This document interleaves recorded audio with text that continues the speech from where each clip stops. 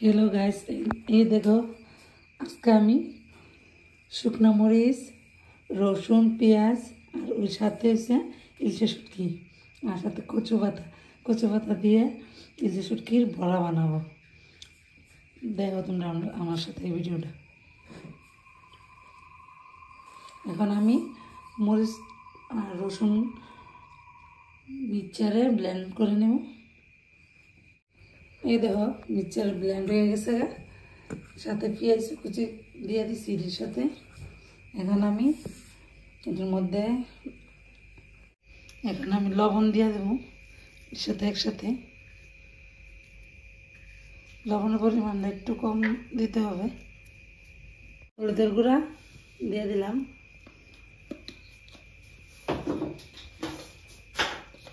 তারপর 1 চামচ গুঁড়া মরিচ দিলাম, একটু ধনিয়ার গুঁড়া 1/2 চামচ দিলাম। গ্যাসটা অন করে নেই, বাস। আর একটু তেল দিয়ে দেবো ওটার মধ্যে। তেলটা গরম হোক, তারপর যে মশলাটা রাখছি ওইটা দিয়ে দেবো। তেলটা গরম হয়ে গেছে, এখন আমি মশলাটা দিয়ে দেবো। দিয়া একটু ভাজতে আমি নিজে এখন নাড়া করে ভাজতে আমি হালকা ভাজে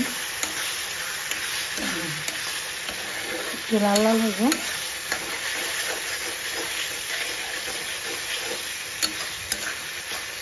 ভালোই কি লাল হয়ে গেছে, ঝাল ঝাল বড়টা খাইতে মজাই লাগলো।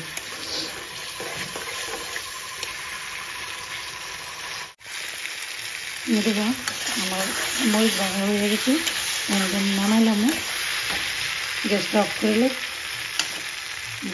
লেছি। এখন আমি ঘুরামো, ঠান্ডা হইলে তারপর মেয়েদের আমি ওখানে শুটকিটা কেটে লেছি। এটা হচ্ছে ইলিশ শুটকি। আর এই যে আমি ওখানে ঘরের মধ্যে এটা ভাজছি, ওইটা রাখছি। ওখানে আমি কচু পাতার মধ্যে কিছু দিয়ে তারপর একটা শুটকি টুকরো দিয়ে দেব। এই যে আমি এখন কচু পাতাটা নিয়ে দিচ্ছি, তারপর একটু দিলাম মরিচ ভাজা, তারপর একটা শুটকি নিলাম, এই যে ইলিশ শুটকি। সত্যি বন্ধুরা অনেক সেন। তারপরে এমনি বইলা বাস হয়ে গেছে আমার বড়া একটা।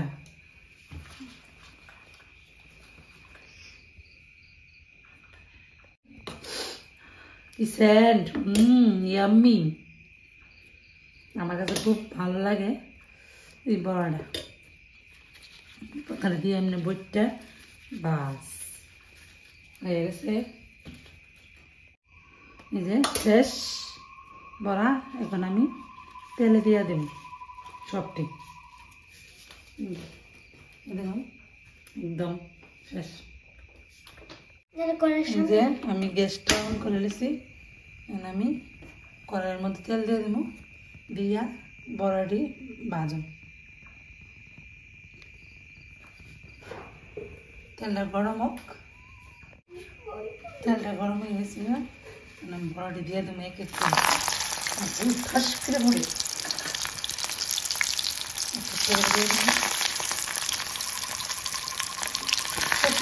বড়া করে উল্টে দিবি। এক সাইড হয়ে গেছে,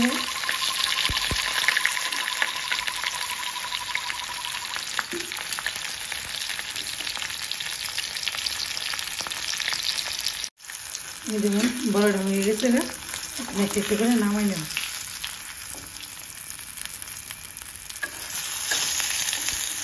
ফাইনালি ওই দেখেন আমার বড়া কত সুন্দর হয়েছে। গরম ভাতের লগে একদম পারফেক্ট, এক থাল ভাত নিশ্চিত। কত সুন্দর বড়া হয়েছে, কচু পাতা ইলিশ শুটকি দিয়ে বড়া। এই